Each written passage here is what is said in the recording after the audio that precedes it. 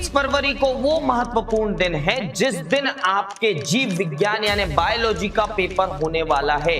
और बेटा ये तो आपको पता है कि बायोलॉजी इंटरेस्टिंग बहुत लगती है लेकिन सर समझ में नहीं आती है। जितना टाइम बर्बाद करना था तुमने कर लिया, जो तुम्हें चाहिए था वो सब कुछ कर लिया, लेकिन अभी भी समय गुजरा नहीं है और अभी भी तुम अपनी ये बाजी पलट सकते हो। मात्र ये वीडियो देख लो जिसमें मैं आपके लिए 50 इंपॉर्टेंट क्वेश्चन लाया हूं बायोलॉजी के, और इस बाजी को पुनः पलट दो। 50 आईएमपी क्वेश्चन, मात्र 50 आईएमपी क्वेश्चन। इन 50 प्रश्नों को तुमने कर लिया तो तुम्हें 80% लाने या टॉप करने से कोई नहीं रोक सकता। क्योंकि बच्चों ये याद रखना कि कम समय में भी जो मुश्किलों को पार करने का साहस रखता है वही बाजी मारता है। और फिर ये एग्जाम क्या चीज है भाई।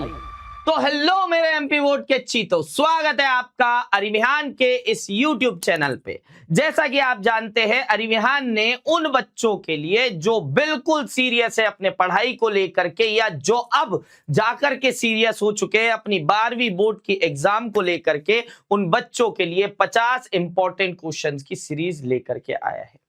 उसी क्रम में बायोलॉजी के 50 इंपॉर्टेंट क्वेश्चन आपके प्यारे अंशु भैया आपके सामने लेकर के आए हैं, और ये दोनों ही माध्यम के बच्चों के लिए है। जो बच्चे हिंदी मीडियम के हैं, जो बच्चे इंग्लिश मीडियम के हैं, उन दोनों के लिए ये 50 इंपॉर्टेंट क्वेश्चन की वीडियो है। भैया बहुत दिनों से इंतजार था, आप सभी लोगों को बहुत सारे कॉल्स, बहुत सारे मैसेजेस और बहुत सारे कमेंट्स आ रहे थे कि सर बायोलॉजी के 50 इंपॉर्टेंट क्वेश्चंस कब आएंगे। तो लीजिए भैया, आ चुके हैं बायोलॉजी के 50 इंपॉर्टेंट क्वेश्चन। और मैं बता दूं आपको, ये 50 इंपॉर्टेंट क्वेश्चन जो होने वाले हैं वो एकदम बेहतरीन क्वेश्चन होने वाले हैं, जिनको हमारी टीम ने या मैंने पूरी रिसर्च के साथ बनाए हैं, और पूरे पिछले वर्षों के प्रश्न पत्रों को और सैंपल पेपर जो हमें एमपी बोर्ड जारी करता है उसके हिसाब से ये 50 इंपॉर्टेंट क्वेश्चंस की छटनी की गई है।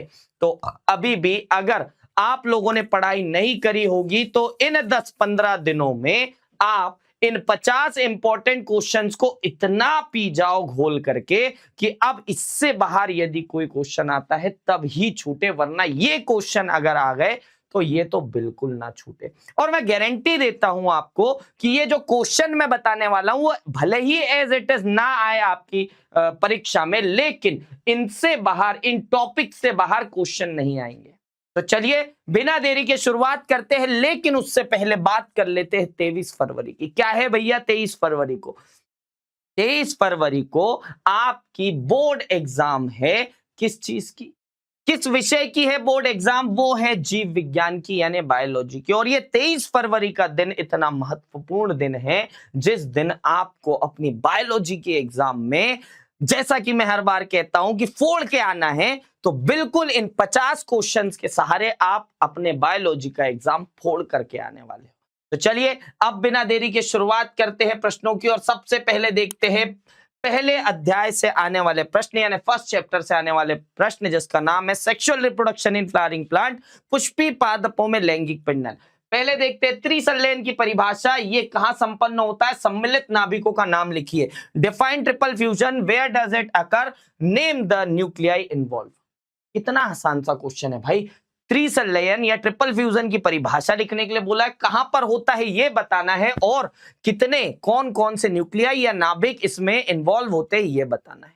बहुत आसान सा प्रश्न है। अगले प्रश्न की बात करेंगे, स्वपरागण एवं पर परागण में अंतर लिखिए। इतने बार आपकी परीक्षा में पूछा गया है, इतनी बार ये प्रश्न पूछा जाता है कि अब तो रटा होना चाहिए ये प्रश्न। यदि हम बात करें इंग्लिश की तो right the difference between self pollination and cross pollination.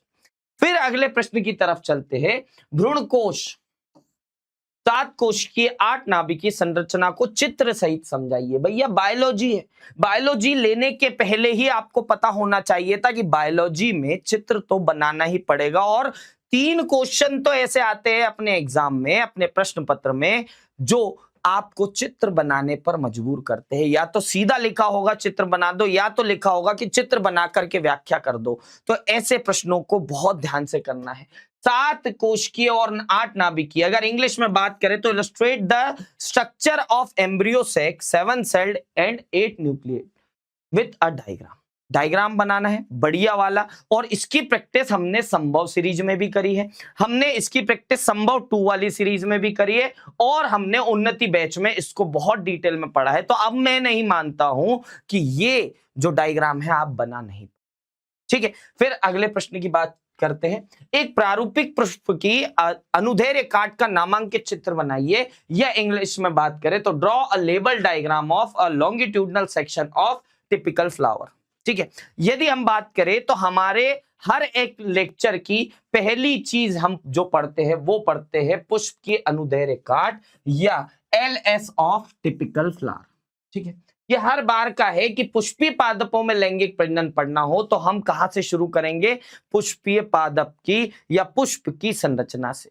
ठीक है, तो ये चित्र आपको रटा हुआ होना चाहिए, सारे नाम याद होने चाहिए। और हाँ, मैं बता दूं कि बायोलॉजी के एग्जाम में या बायोलॉजी के पेपर में उत्तर पुस्तिका में आपके पेंसिल से ही डायग्राम आपको बनाना है। फिर बात करते हैं अगले प्रश्न की, लघु बीजाणु जनन तथा गुरु बीजाणु जनन के बीच अंतर स्पष्ट कीजिए। Distinguish between microsporogenesis and megasporogenesis. यहां से आपके 2 क्वेश्चन तैयार हो जाते हैं। पहला तो ये अंतर बताइए वाला या ये डिफरेंस वाला क्वेश्चन, और उसके बाद आपसे परिभाषा अगर पूछ लिया गया, आपसे अगर प्रोसेस पूछ लिया गया, तो दोनों चीजें आपकी तैयार होनी चाहिए, परिभाषा या डेफिनेशन, और साथ ही साथ आपके जो प्रोसेस है, ठीक है, जो प्रक्रिया है वो आपको याद हो जाएगी जब आप लघु बीजाणु जनन और गुरु बीजाणु जनन के बीच में अंतर स्पष्ट करेंगे, अगर बात करें परिभाषा और प्रक्रिया की तो। ठीक है, तो ये दोनों चीजें आपकी इसी एक क्वेश्चन के सहारे हो सकती है। अब आ जाए अगर अंतर स्पष्ट कर दो तो लिख देना, अगर बोला परिभाषा या प्रक्रिया बताओ तो लिख देना, कोई समस्या नहीं। फिर अगले प्रश्न की तरफ चलेंगे। आ जाते हैं अगले अध्याय के प्रश्न। मानव वृषण उदर गुहा के बाहर क्यों स्थित होते हैं? उस थैली का नाम बताइए जहां पर ये पाए जाते हैं। Why are human testes located outside the abdominal cavity? Name the pouch in which they are present. हमसे ये प्रश्न पता नहीं अर्धवार्षिक में, फिर त्रैमासिक में, फिर प्री बोर्ड में, और न जाने कितनी ही प्रीवियस ईयर क्वेश्चंस में पूछा गया है। तो ये प्रश्न जो है बहुत ज्यादा इंपॉर्टेंट होता है। 2 या 3 मार्क के लिए आपसे पूछा जाता है। यदि 2 मार्क के लिए पूछा जाएगा तो केवल इतना पूछा जाएगा, अगर साथ में 3 मार्क के लिए पूछा जाएगा तो इसके साथ पूछा जाएगा। तो इस हिसाब से तैयार करना है कि 2 में आए तो लिख दो, 3 में आए तो लिख दो। ठीक है, फिर बात करेंगे शुक्र जनन एवं अंड जनन की प्रक्रिया का आरेखीय निरूपण कीजिए। अब ये जो है एक नया ट्रेंड हमको देखने के लिए मिला है लगभग 2024, 25 और 26 की प्री बोर्ड की एग्जाम में, कि हमको केवल और केवल आरेखीय निरूपण या give a diagrammatic representation of the process of spermatogenesis and oogenesis। ठीक है, यदि हम बात करें ओनली हमको बोला है डायग्रामेटिक रिप्रेजेंटेशन या फिर आरेखीय निरूपण बनाने के लिए, तो केवल उतना बना देना। 3 मार्क के लिए प्रश्न आता है तो, अगर 4 के लिए पूछा जाए तो आपको इसका वर्णन करने के लिए भी बोल दिया जाएगा। ठीक है, फिर बात करते हैं पुरुष एवं महिला प्रजनन तंत्र के चित्र बनाइए। Draw the diagrams of a male and female reproductive system. यहां पर हमको चित्र बहुत ज्यादा इंपॉर्टेंट है, और इन दोनों के चित्र आपको बनाते आने चाहिए, क्योंकि इसी एक चित्र के, इन्हीं 2 चित्रों के माध्यम से पूरा आप मेल और फीमेल रिप्रोडक्टिव सिस्टम पढ़ सकते हो। आपको केवल चित्रों के नाम यदि याद रह जाए तो उनके काम अपने आप आसानी से याद हो जाएंगे। ठीक है, तो चलो अगले प्रश्न की तरफ चलते। शुक्राणु एवं अंडाणु का नामांकित चित्र बनाइए। अब ये हो सकता है कि ये साथ में आ जाए, draw a label diagram of sperm and ovum. ठीक है, हो सकता है कि 4 मार्क के लिए दोनों को इकट्ठे बनाने के लिए बोल दिया जाए, या हो सकता है कि अलग अलग बनाने के लिए बोल दिया जाए, ये भी हो सकता है। तो यहां से आपके दोनों जो है प्रश्न तैयार हो जाते हैं भाई। फिर अगले प्रश्न की बात करेंगे, आतर्व चक्र क्या है? आतर्व चक्र या मेंस्ट्रुअल साइकिल को कौन कौन से हार्मोन नियंत्रित करते हैं? What is menstrual cycle? Which hormone regulate the menstrual cycle? अगर हम बात करते हैं आतर्व चक्र क्या है, तो 2 मार्क के लिए ये सवाल पूछा जा सकता है। अगर तीसरा मार्क के लिए पूछा जाए तो यहां से हार्मोन के नाम बताइए वाले से आपको जो है 1 मार्क के लिए प्रश्न पूछा जाएगा। इसका मतलब हो सकता है कि ये पूरा प्रश्न 3 मार्क में आ जाए या फिर ये अकेला प्रश्न 2 मार्क में आ जाए। ठीक है, इस हिसाब से, इस मेंटेलिटी से तैयार करना पड़ेगा आपको प्रश्नों के उत्तर, वरना अगर एक प्रश्न के भरोसे रह गए और दूसरा पूछ लिया गया तो दिक्कत हो जाएगी और फिर हाथ मलते रह जाएंगे। फिर बात करते हैं अगले प्रश्न की। अगला प्रश्न आ जाता है अगले अध्याय से, यानी 3rd चैप्टर से। ठीक है, तो बात करते हैं पहले प्रश्न की। यहां से ट्यूबेक्टोमी एंड वेसेक्टोमी में कोई 2 अंतर लिखिए, या right any 2 differences between tubectomy and vasectomy. Tubectomy क्या है, वेसेक्टोमी क्या है? अगर सिंगल सिंगल पूछा जाए तो 2 मार्क के लिए पूछा जाएगा। अगर दोनों में अंतर पूछा या दोनों में परिभाषा पूछी जाए तो क्या बोल दिया जाएगा भैया, 3 मार्क में या 4 मार्क में पूछ लिया जाएगा। हालांकि इस अध्याय से 4 मार्क वाले क्वेश्चन कम देखने के लिए मिलते हैं, तो 3 मार्क में आने की संभावना ज्यादा होती है। क्या होता है ट्यूबेक्टोमी? ट्यूबेक्टोमी होती है महिलाओं में नसबंदी। वेसेक्टोमी क्या होती है? पुरुषों में नसबंदी। तो इतनी सी चीज को आपको लिखना है बस, बहुत अच्छे से स्ट्रक्चर बना के। ठीक है, फिर बात करते हैं बंध दंपतियों को संतान पाने हेतु सहायता देने वाली कुछ विधियां बताइए। Mention some methods that help infertile couples to have children. ठीक है, यहां पर बात की जा रही है ARTs की। किसकी बात की जा रही है? ARTs की बात की जा रही है। ARTs की बात की जा रही है, जहां पर आपको दोनों, तीनों, चारों विधियां पता होनी चाहिए कि कौन कौन सी विधियां हम करते हैं, और उन्हीं विधियों से भी सीधे क्वेश्चन पूछे जा सकते हैं। केवल और केवल उन्हीं विधियों से बोला जा सकता है। यहां से आपको कभी IVF आ सकता है, कभी आपको जिफ्ट गिफ्ट पूछा जा सकता है। ठीक है, और जितनी भी विधियां हैं उनसे सवाल पूछे जा सकते हैं। तो अगर ये एक प्रश्न तैयार हो गया तो मान लीजिए आपके 5 प्रश्न तैयार हो गए। ठीक है, 5 प्रश्न सीधे सीधे इस एक प्रश्न से तैयार हो जाएंगे। ठीक है, फिर बात करेंगे चिकित्सीय गर्भ समापन क्या है, या what is medical termination of pregnancy. इसको ऐसे भी पूछा जा सकता है भैया कि व्हाट इज MTP, या फिर MTP क्या है। तो कंफ्यूज नहीं होना है, कंफ्यूज नहीं होना है। MTP या चिकित्सीय गर्भ समापन बोलना है। अगर 1 मार्क के लिए प्रश्न पूछा जाए तो पूरा नाम लिखे वाला प्रश्न भी आ सकता है, या फिर ऐसा लिखा आ सकता है पूरा नाम लिखिए, है ना। ठीक है, तो पूरा नाम लिखिए वाले प्रश्न में भी इस प्रकार के प्रश्न देखने के लिए मिलते हैं। MTP दे दिया जाएगा और बोला जाएगा कि पूरा इसका जो फुल फॉर्म है वो लिख दो, right a full form of MTP, या फिर पूरा नाम लिखिए MTP का। ठीक है, फिर उसके बाद आ जाता है अगला प्रश्न, लिंग निर्धारण के लिए उल्वेदन का प्रयोग हमारे देश में प्रतिबंधित है, क्या यह प्रतिबंधन आवश्यक है? टिप्पणी लिखिए। The use of amniocentesis for sex determination is banned in our country, is this ban necessary? Comment. यदि आपसे ये इस तरह के लॉजिकल या रीजनिंग वाले प्रश्न पूछे जाए जहां पर आपको थोड़ा सा सोचना पड़ेगा, तब आपको याद आएगी इस मेन वर्ड की जिसका नाम है उल्बवेदन, या फिर मैं बोलूं इंग्लिश में तो एमनियोसेंटेसिस। एमनियोसेंटेसिस की यदि परिभाषा आपने पढ़ी होगी तो आपको पता होगा कि इससे हमने क्या मिसयूज किया, कौन से दुरुपयोग करे जिसके कारण इसको इंडिया में बैन करना पड़ा, और ये क्या कारण है कि इंडिया में ये बैन हुआ है।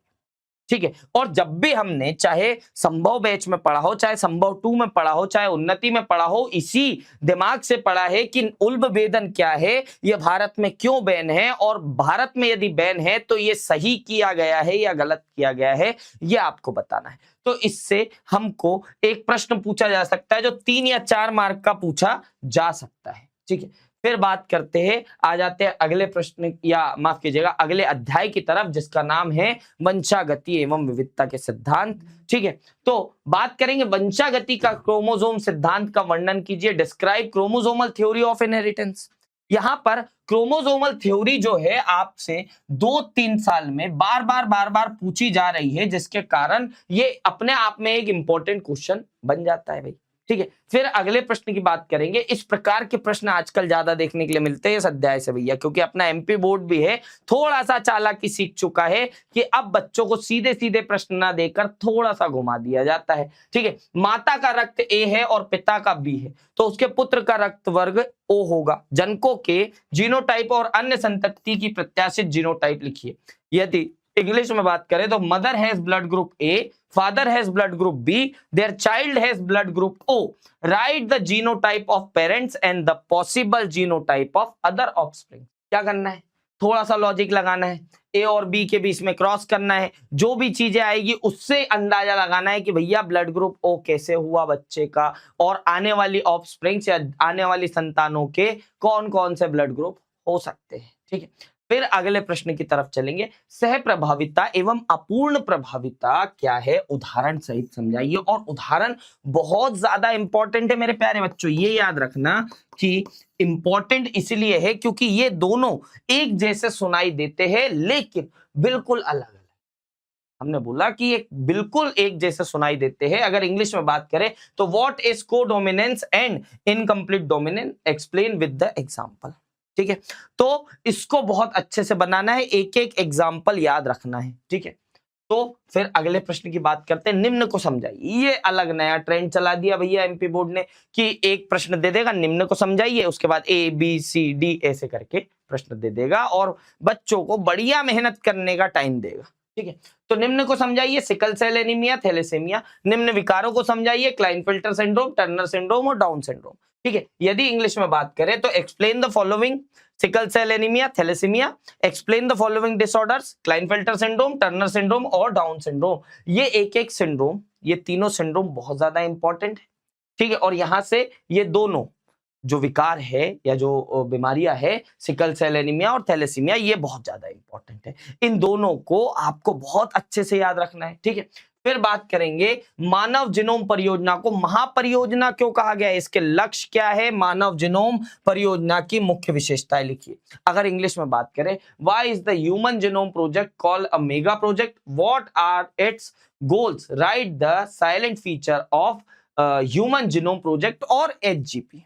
ठीक है, एचजीपी के बारे में बोला है, ह्यूमन जीनोम प्रोजेक्ट के बारे में बोला है, तो बहुत डिटेल में पढ़ा है अपन ने। तो कम से कम 5 पॉइंट्स आपको लिखने आने चाहिए। ठीक है, कम से कम 5 पॉइंट्स आपको लिख करके आना पड़ेगा, तब जाके पूरे पूरे मार्क मिलेंगे। ठीक है, उसके बाद आते हैं अनुवांशिक कूट क्या है, अनुवांशिक कूट की प्रमुख विशेषताएं लिखिए। यदि हम इंग्लिश में बात करें तो what is genetic code, right the salient feature of genetic code. ठीक है, अगर हम बात करते हैं जेनेटिक कोड की तो क्या होते हैं जेनेटिक कोड और कौन कौन से फीचर्स होते हैं जेनेटिक कोड में, ये लिखना आपको आवश्यक है। और कम से कम 4 फीचर आपको पता होना चाहिए, तब जाकर के मजा आएगा चेक करने वाले को कि हाँ यार ये बच्चे ने पढ़ाई करी है। ठीक है, फिर अगले प्रश्न की तरफ चलते। ग्रिफिथ ने अनुवांशिकी में रूपांतरण सिद्धांत को कैसे प्रमाणित किया, चित्र सहित समझाइए। How did Griffith prove the transforming principle of genetics, explain with diagram. बोला था ना, डायग्राम बनाने वाले क्वेश्चन आ जाते हैं और फिर उसके साथ में एक्सप्लेनेशन देनी पड़ती है। तो ग्रिफिथ का ये रूपांतरण का सिद्धांत बहुत बार आपकी परीक्षा में पूछा जाता है, तो इसको बहुत अच्छे से याद करना है। और डायग्राम के साथ जब याद करोगे तो और ज्यादा मजा आ जाएगा, चीजें समझ में आएगी, चीजें दिखेगी तो आसानी से याद रहेगी। ठीक है, अगर मैं बात करूं, अगर ऐसा ना आए ये नाम कि ग्रिफिथ का अनुवांशिक रूपांतरण कैसे प्रमाणित किया, तो केवल और केवल ये आ सकता है कि आपका जो है अनुवांशिक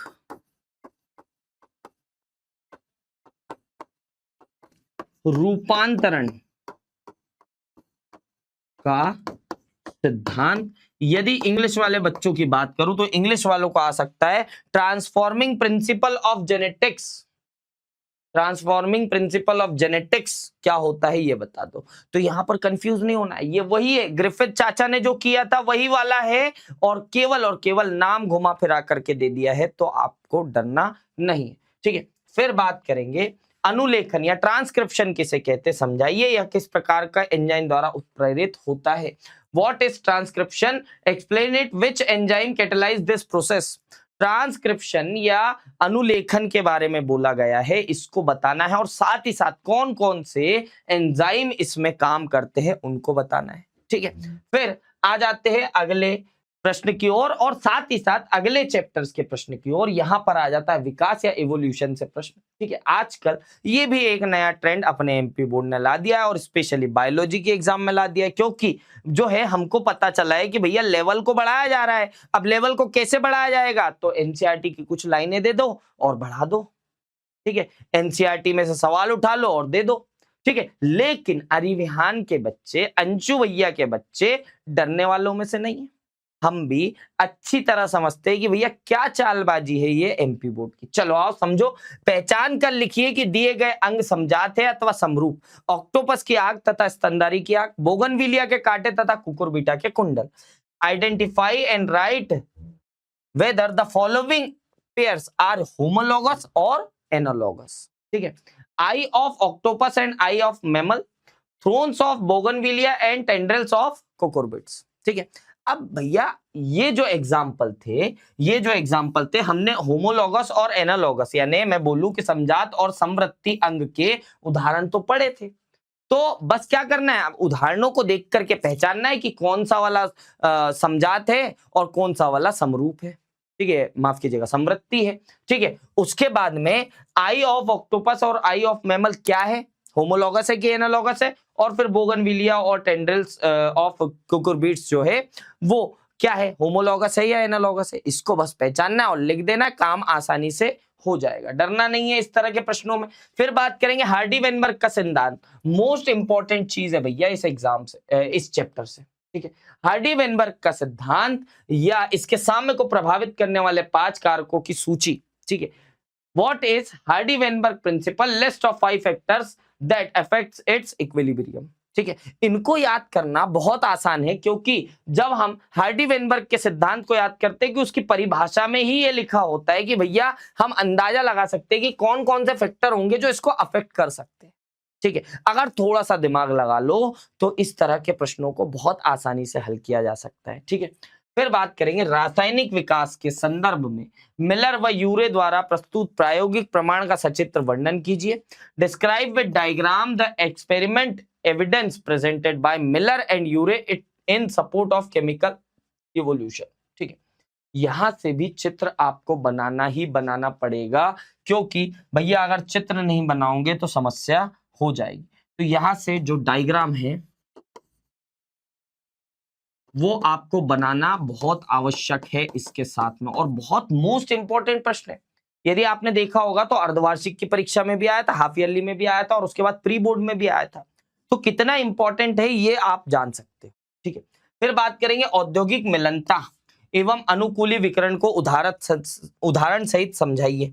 ठीक है, औद्योगिक मिलनता क्या है, इंडस्ट्रियल मेलेनिज्म की बात हो रही है, और अनुकूली विकिरण क्या है, एडेप्टिव रेडिएशन की बात हो रही है। इन दो चीजों को समझाना है, और ये दोनों चीजें बिल्कुल आपको अलग अलग समझ में आएगी, लेकिन एग्जाम्पल अगर आप याद रख लेंगे, जैसे औद्योगिक मिलनता का एग्जाम्पल है वो शलभ या मॉथ वाला, व्हाइट और ब्लैक मॉथ वाला। ठीक है, उसके बाद अनुकूली विकिरण का अगर अपन एग्जाम्पल देखेंगे तो डार्विन चाचा की जो फिंचेस थी गैलापागोस द्वीप वाली, उसका एग्जाम्पल याद रखेंगे तो आसानी से इनकी परिभाषाएं भी आपको समझ में आ जाएगी। ठीक है, फिर अगले प्रश्न की तरफ चलेंगे भाई साहब। प्रतिरक्षा क्या है, सक्रिय एवं निष्क्रिय प्रतिरक्षा में 4 अंतर लिखिए। ये आ जाता है अपने अगले चैप्टर से प्रश्न। What is immunity? Write any 4 differences between active and passive immunity. ठीक है, ये बहुत आसानी से अपन कर सकते हैं। हो सकता है कि केवल ये प्रश्न पूछ लिया जाए 3 मार्क में, तो अलग से भी ये प्रश्न आपसे पूछा जा सकता है। ठीक है, फिर बात करेंगे प्लाज्मोडियम के जीवन चक्र को चित्र के माध्यम से स्पष्ट कीजिए। Explain the life cycle of Plasmodium with the help of diagram only. अगर हम बात करते हैं तो प्लाज्मोडियम या मलेरिया के परजीवी का चित्र बनाने के लिए माफ कीजिएगा, उसके एक्सप्लेनेशन के बारे में बताया है कि कैसे मच्छर और कैसे इंसान के अंदर में ये पूरा लाइफ साइकिल जो है प्लाज्मोडियम का चलता है, और वो भी चित्र के साथ बताना है। ठीक है, तो बहुत ध्यान से करना है मेरे प्यारे बच्चों इस तरह के प्रश्नों को तैयार। अब चलते हैं अगले प्रश्न की तरफ। ये भी वही नया ट्रेंड। ठीक है, 2-4 साल से मैं देख रहा हूं कि एक बीमारी का नाम दे दिया है, उसका ये बता दो, वो बता दो, फलाना बता दो, ढिकाना बता दो, इतना लिख दिया, हो गया काम। ठीक है, 2 मार्क के लिए, 3 मार्क के लिए, 4 मार्क के लिए दे दिया, चलो कोई समस्या नहीं, हमने तो पढ़ा ही है। एड्स रोग का निम्न बिंदुओं में वर्णन कीजिए। पहला है एड्स का पूरा नाम, दूसरा एड्स के रोगजनक का नाम, तीसरा एड्स की रोकथाम के 4 उपाय। इंग्लिश में बोलने की जरूरत है क्या, चलो आओ समझ ही लेते। Describe AIDS under the following points. Full form of AIDS, name the pathogen using causing AIDS, और 4 प्रिवेंशन मेजर फॉर एड्स। ठीक है, अब इसी तरह से आपको क्या है, कैंसर का भी पूछा जा सकता है। ठीक है, कैंसर की बात करें तो कैंसर से भी पूछा जा सकता है कि किस प्रकार के ट्यूमर यहां पर मिलेंगे, है ना, ट्यूमर के प्रकार या टाइप्स ऑफ ट्यूमर्स।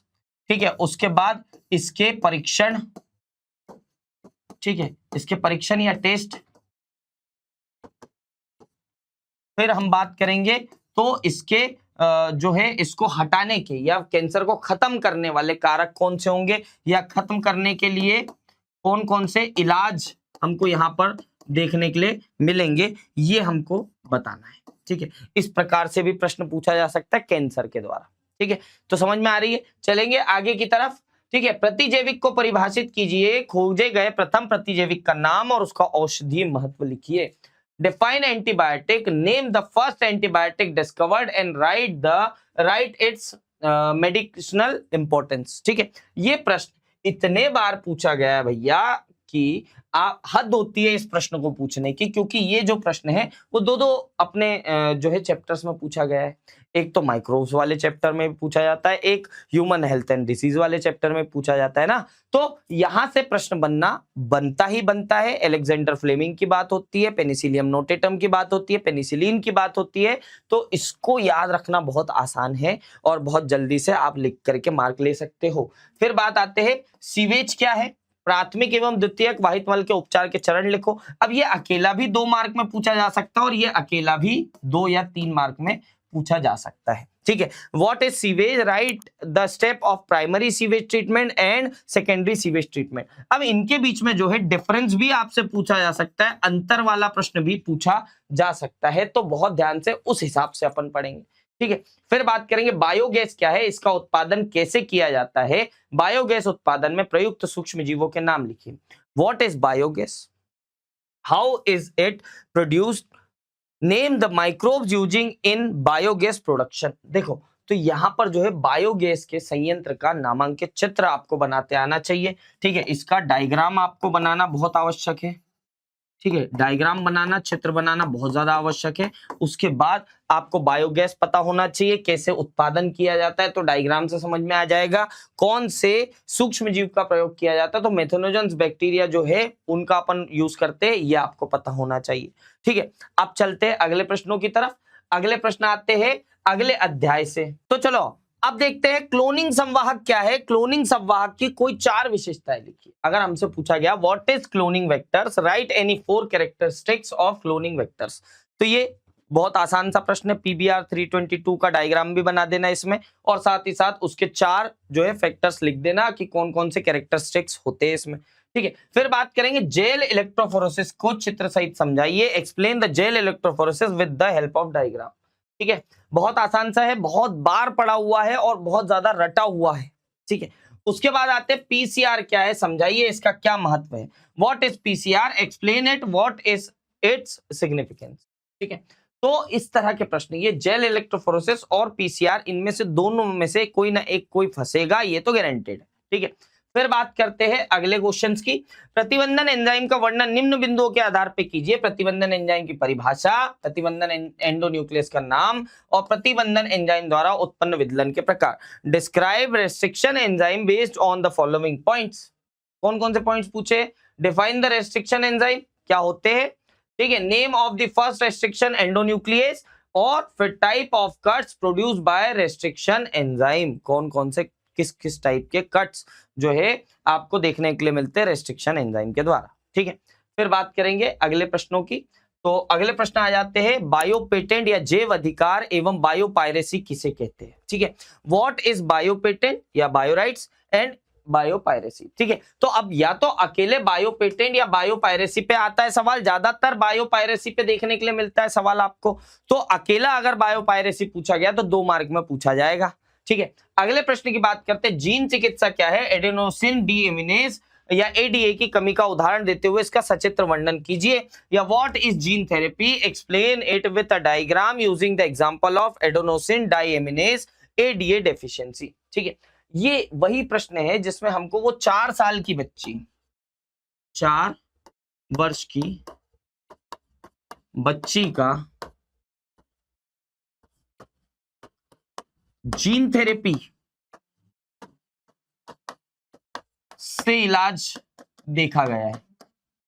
ठीक है, तो ये याद से लिखना है अपने को, है ना, याद रखना है उस 4 साल के बच्चे का एग्जाम्पल जीन थेरेपी में एडीए डेफिशिएंसी वाला। ठीक है, फिर बात करेंगे अनुवांशिक रूप से रूपांतरित जीव क्या समझते हो, और कृषि के क्षेत्र में जैव प्रौद्योगिकी के 3 उपयोग लिखिए। What do you understand by genetically modified organisms, right any 3 applications of biotechnology in agriculture. देखो एग्रीकल्चर में आपको ये याद रखना है कि बीटी अपन ने देख लिया, बीटी की फसलें बना ली, ठीक है।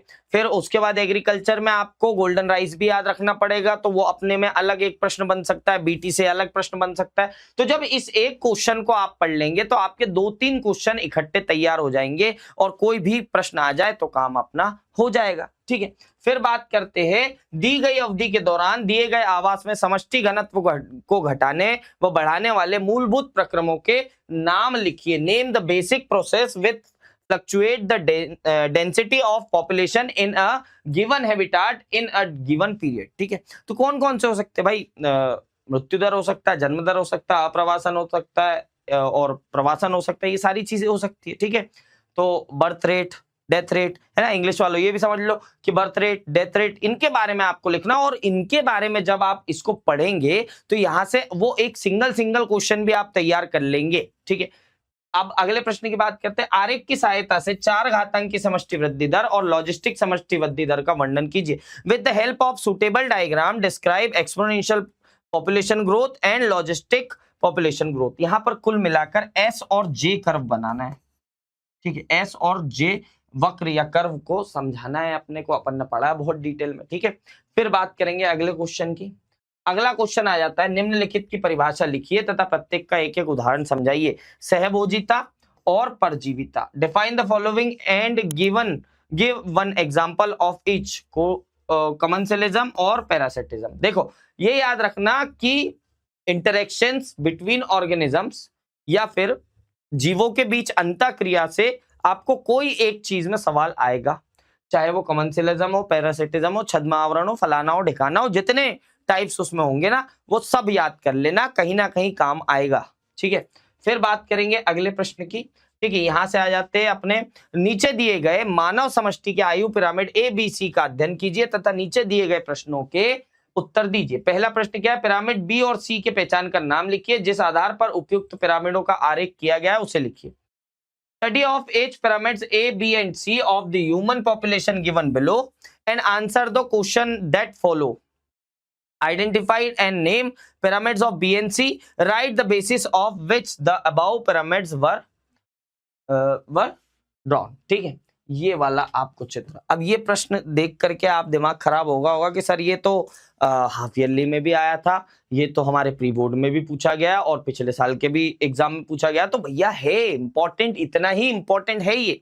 ठीक है, तो फटाफट इसको तैयार कर लेना, ज्यादा दिक्कत नहीं आएगी। ठीक है, फिर बात करते हैं इकोसिस्टम में आ गए हैं, पारिस्थितिक तंत्र में आ गए। पारिस्थितिक पिरामिड क्या है? जैव, भार, ऊर्जा तथा संख्या के पिरामिड की सचित्र व्याख्या कीजिए। ठीक है, व्हाट इज इकोलॉजिकल पिरामिड, और किसकी बात करनी है? बायोमास, एनर्जी एंड नंबर्स के पिरामिड की बात करनी है। ठीक है, तो बहुत आसान सा है, तीनों पढ़ लोगे अगर एक एक आ गया किसी एक चीज में। और याद रखना कि ज्यादा से ज्यादा आएगा अगर अलग तो एनर्जी वाला अलग आ सकता है, एनर्जी वाला ऊर्जा पिरामिड अलग पूछा जा सकता है। ठीक है, फिर बात करेंगे किसी एक पारिस्थितिक तंत्र में ऊर्जा प्रवाह का वर्णन कीजिए। Describe energy flow in an ecosystem. ठीक है, यहां से हमको एक और प्रश्न निकलते हुए दिखाई देता है 10% लॉ,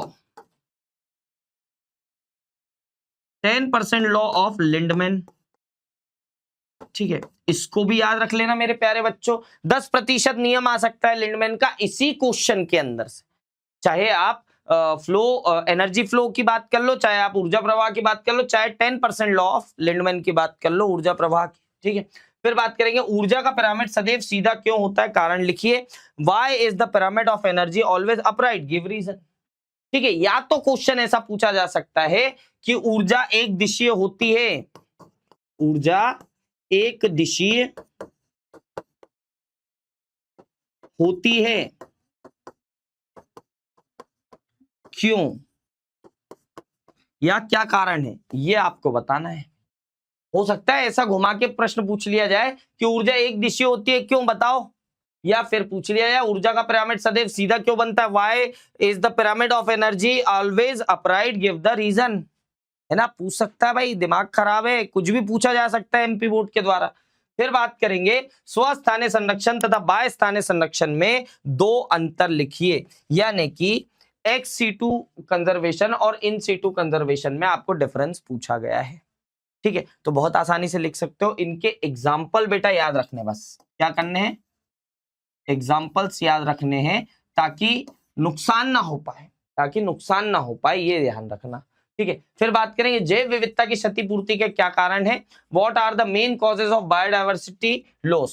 ठीक है, फिर बात करेंगे अगले प्रश्न की, क्रायो प्रिजर्वेशन एंड बीज बैंक क्या है, इसका एक उदाहरण लिखिए। क्रायो प्रिजर्वेशन पूछा जा सकता है भैया, बड़ा ही ट्रेंडिंग टॉपिक चल रहा है, हाफ ईयरली में भी पूछा गया और प्री बोर्ड में भी पूछा गया, मतलब हो सकता है कि इस साल की परीक्षा में क्रायो प्रिजर्वेशन एक अलग से क्वेश्चन दिखाई दे, हो सकता है कि बीज बैंक भी साथ में पूछ ले, तो इनको भी याद रखना है भैया। ठीक है, अब फिर बात करेंगे एक और प्रश्न की, जैव विविधता हॉटस्पॉट क्या है, इस पर संक्षिप्त टिप्पणी लिखिए, right a short note of biodiversity hotspot. हो सकता है कि पूछ लिया जाए कि भारत में कितने हैं, भारत में कितने, तो देखो इंटरनेट की सहायता कोई नहीं लेगा, जो किताब में लिखा हुआ है एनसीईआरटी में वही मान्य किया जाएगा। तो नंबर चेंज हो सकते हैं, नंबर्स कैन बी चेंज 3 और 4, ठीक है, लेकिन किताब में 3 लिखे हैं तो 3 ही लिखने हैं, अगर नाम पूछा तो नाम भी लिख देना। ठीक है, तो एनसीईआरटी को फॉलो करेंगे इसके नाम के लिए, इसके नंबर के लिए। ठीक है, इंटरनेट का सहायता से कोई भी लिख के नहीं आएगा, अगर गलत होता है तो फिर भैया जिम्मेदारी अपनी नहीं, अपन ने बोला एनसीईआरटी से लिखने का मतलब लिखने का। ठीक है, तो चलिए फिर यहां पर हम जो है इस कहानी को खत्म करते हैं और 50 इंपॉर्टेंट क्वेश्चंस जिसका आपको बेसब्री से इंतजार था वो हमने खत्म कर लिए हैं। अब आपकी जिम्मेदारी क्या बनती है, आपकी जिम्मेदारी बनती है इनको पढ़ने की, और ना केवल पढ़ने की, इनको समझने की, ना केवल समझने की, इनको लिखकर प्रैक्टिस करने की, क्योंकि वो तो सुना होगा ना भैया, प्रैक्टिस मेक्स मैन परफेक्ट। बार बार लिखने वाले बच्चे को सारी चीजें याद हो जाती है, तो मेरे भाई ये बिल्कुल सत्य है, पहले पढ़ना है फिर समझना है और फिर लिख करके प्रैक्टिस करनी है, और इन 50 क्वेश्चंस को ऐसे घोट के पी जाओ, इतना घोट के पी जाओ कि इन टॉपिक से अगर प्रश्न आता है तो एक भी प्रश्न मत छूटो। और मेरे प्यारे बच्चों, बस आखिरी जाते जाते यही बोलूंगा कि अपने आप पे विश्वास रखना, डरना नहीं है, अपने आप पर विश्वास रखना है, क्योंकि हमने जो मेहनत करी है पूरे जी जान से करी है, हमने जो मेहनत करी है पूरी ईमानदारी से करी है, और ईमानदारी से किया गया कर्म हमेशा अच्छा फल देता है। तो चलिए इसी के साथ आपको अपने बायोलॉजी के एग्जाम के लिए और अन्य विषयों के एग्जाम्पल के लिए भी बहुत बहुत शुभकामनाएं। कोई भी समस्या हो तो हमें संपर्क करने से ना डरे, और अगर कोई प्रॉब्लम आती है तो इसी वीडियो के कमेंट बॉक्स में आप लिख सकते हो। और अगर वीडियो में मजा आया हो, आपको अच्छा लगा हो कि हाँ सर 50 इंपॉर्टेंट क्वेश्चन मिल गए हैं, तो जाते जाते कमेंट बॉक्स में लिख देना। थैंक यू अंशु भैया। तो चलिए मिलते हैं आपसे अन्य किसी वीडियो में, तब तक के लिए बने रहिए रिव्यान के साथ और पढ़ते रहिए अपने अंशु भैया के साथ। टाटा बाय बाय, जय हिंद।